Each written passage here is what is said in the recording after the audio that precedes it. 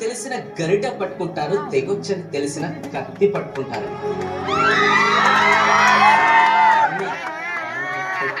మరో శిష్యుకి ప్రాణం పోస్తారు.